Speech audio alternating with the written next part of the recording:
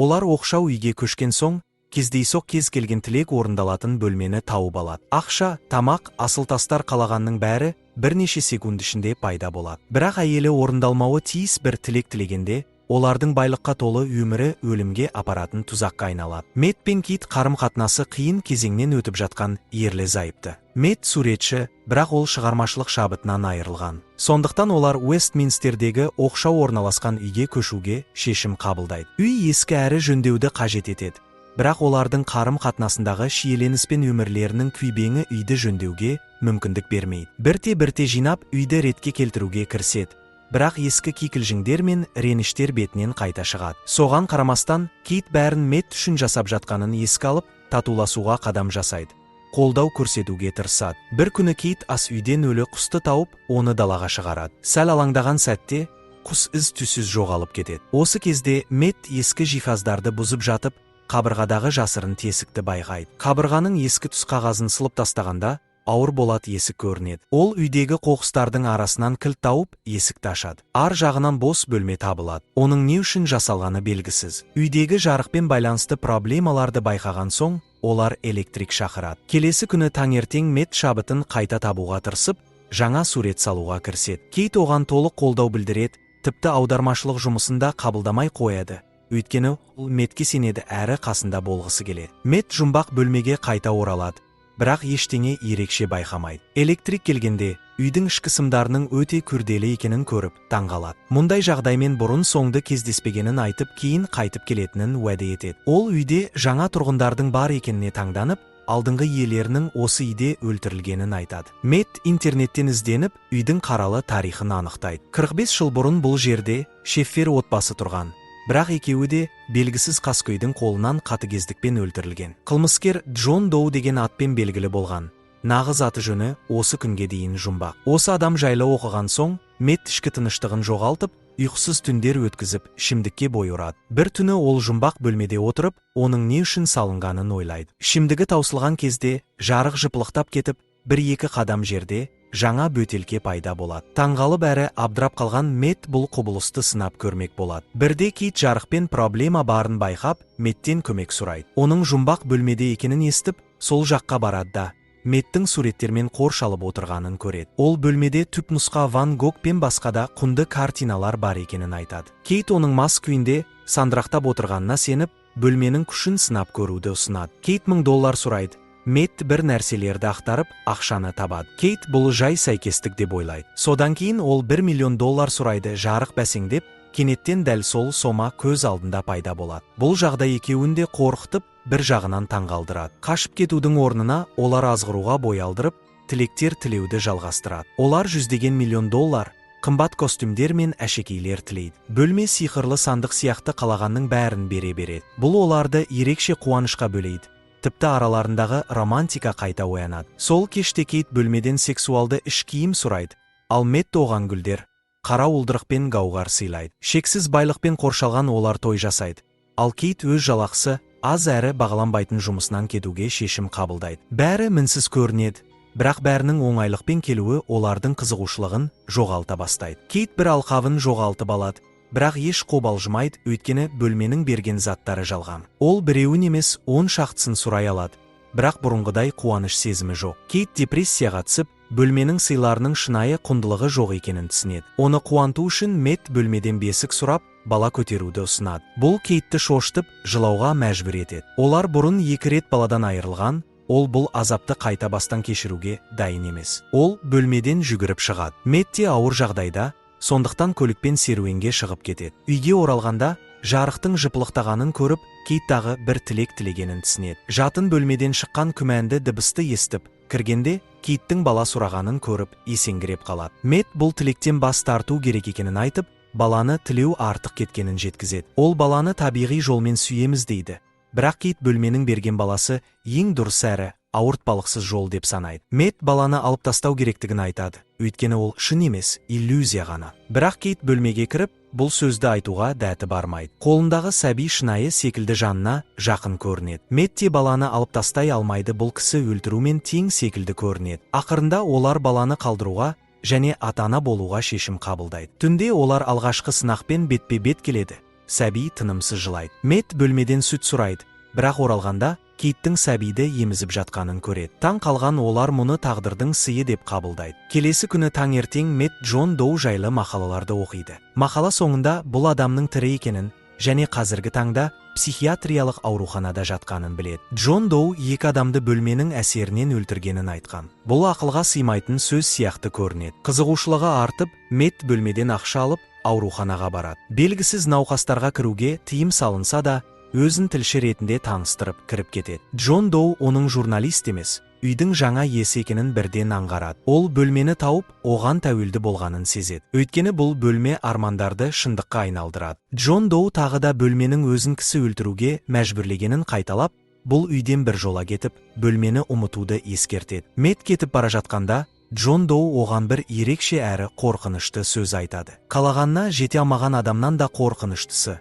Бәріне қол жеткізген адам. Үйге бара жатып, Мэтт жанармай бекетіне тоқтайды. Бірақ шокқа түседі, қалтасындағы барлық ақша шаңға айналып кеткен. Үйге оралғанда ол қалған ақшаны терезеден лақтырып жібереді, және олардың бір сәтте күлге айналғанын көреді. Бұдан кейін Мэтт бөлменің заттарын сынауды жалғастырып, Ван Гогтың бір картинасын үйдің сыртына шығарып қояды. Картина үйден тыс жатқан бөлігі жылдам ескіріп, соңында күлге айналып кетеді. Бұл жағдай Мэттті қатты шошытады. Ол балға алып, еден мен қабырғаларды сындырып, бөлменің жұмыс істеу механизмін түсінуге тырысады. Үйдің біраз бөлігін қиратқан соң, ол қабырғалардың ар жағында және еденнің астында жасырынған миллиондаған ұсақ сымдардан тұратын күрделі жүйені табады. Бір қабырғадан ол микросхемаға ұқсас өрнекті көреді.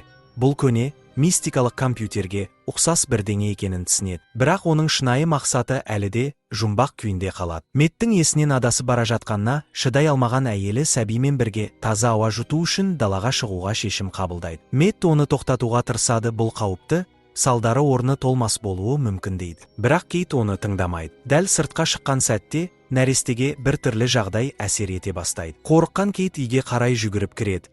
Бірақ Мэтт іштен есікті құлыптап алады. Ол баланы құтқара ма, әлде бәрін өз қалпында қалдырып, баланың күлге айналуын күтеді ме арасында қиналып тұрады. Ар ұятымен арпалысып, ақырында Мэтт баланы құтқаруды шешеді. Бірақ қазір бала бұрынғыдай емес, ол енді шақалақ емес, 10 жасар балаға айналған. Кейт оған Шейн деп ат қояды, және бар уақытын оны тәрбиелеуге арнайды. Ал Мэтт бұл шектен шығып кеткенін түсінеді. Ол Кейтке қайта-қайта айтып отырады, бұл бөлме жасаған нәрселер үйден шықпауы керек, өйткені олар шынайы емес. Сол себепті Шейн де адам емес, жай ғана иллюзия, ол үйден шықса жоғалып кетеді. Кейт бұл шындықты қабылдауға тырысады. Ол Шейнге үйден шығуға тыйым салады.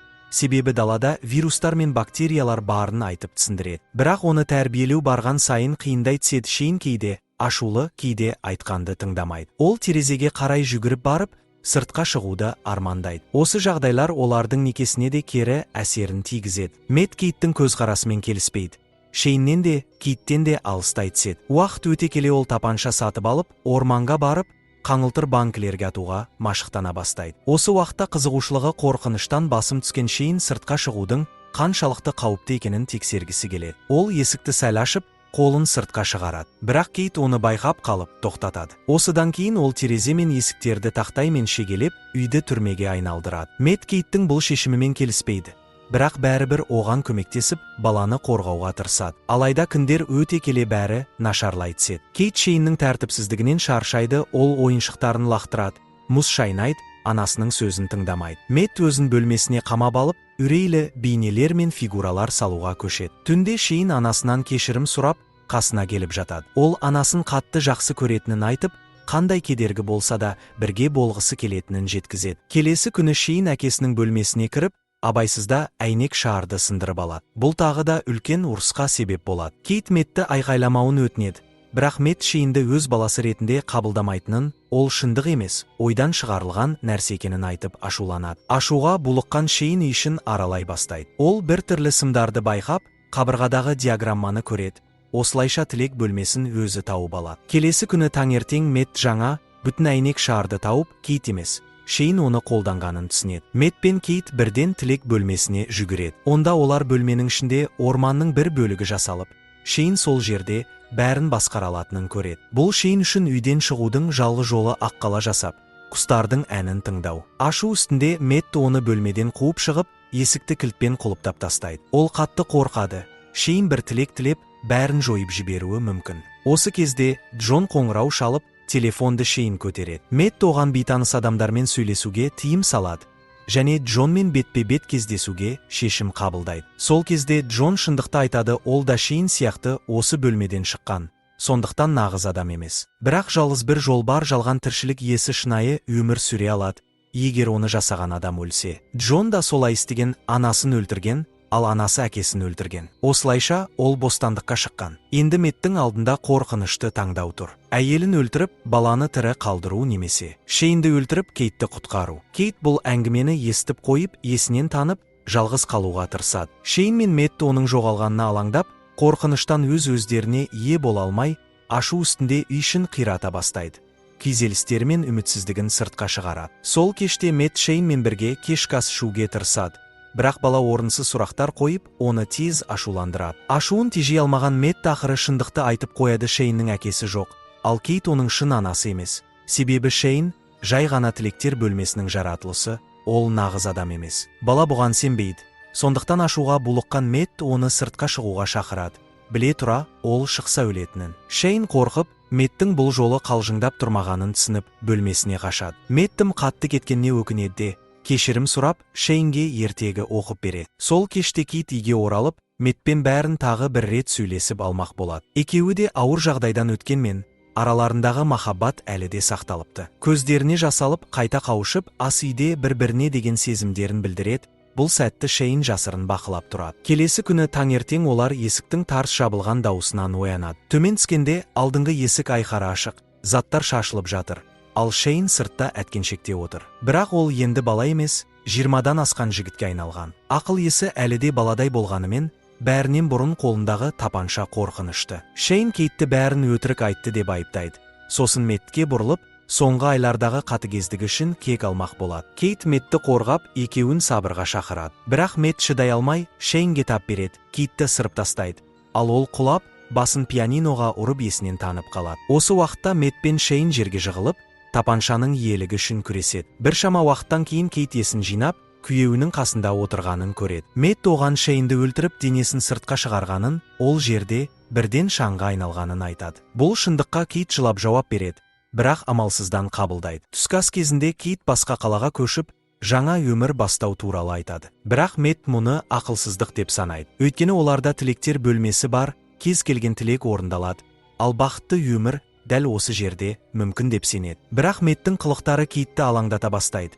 Әсіресе ол мұз шайнап бастаған кезде, бұл бұрын Шейннің әдеті болған. Сол уақытта нағыз Мэтт оянып, Шейн мен Кейттің жоқ екенін түсінеді. Бүкіл үйді тінтіп шыққан соң, Шейн кілтті тауып, өзін тілектер бөлмесіне қамап тастағанын біледі. Балға мен қабырғаны бұзып, сымсым болып шатасқан лабиринт арқылы жасырын бөлмеге өтеді. Ол жақта Шейннің жасаған баламалы әлеміне тап болады. Орманнан өтіп, өз үйлерінің дәл көшірмесін көреді. Шейннің құдай ойнап жүргенін түсінеді. Мэтт Кейтпен байланыс орнатуға тырысады, бірақ ол суық және қабылдағысы келмейді. Сосын шындық ашылады, Мэтт бейнесіндегі адам шын мәнінде Шейн. Ол өзін Мэттке айналдырған тілек арқылы түрін өзгерткен. Кейт қорқып қашуға тырысқанда, Шейн оны қабырғаға соғып, есінен тандырады. Нағыз Мэтт үйге кіруге тырысқанда, Шейн басқа бөлмеге тығылады. Ақыры екі Мэтт бір-бірімен бетпе-бет келеді. Бұл Кейтті кімге сенерін білмей, ауыр таңдау жасауға итермелейді. Екі Мэтт те өздерінің шынайы екенін дәлелдеуге тырысады. Ақыры нағыз Мэтт Кейтті үнемі атайтын лақап аты арқылы өзін танытады. Кейт Шейнді баспалдақтан итеріп жібереді.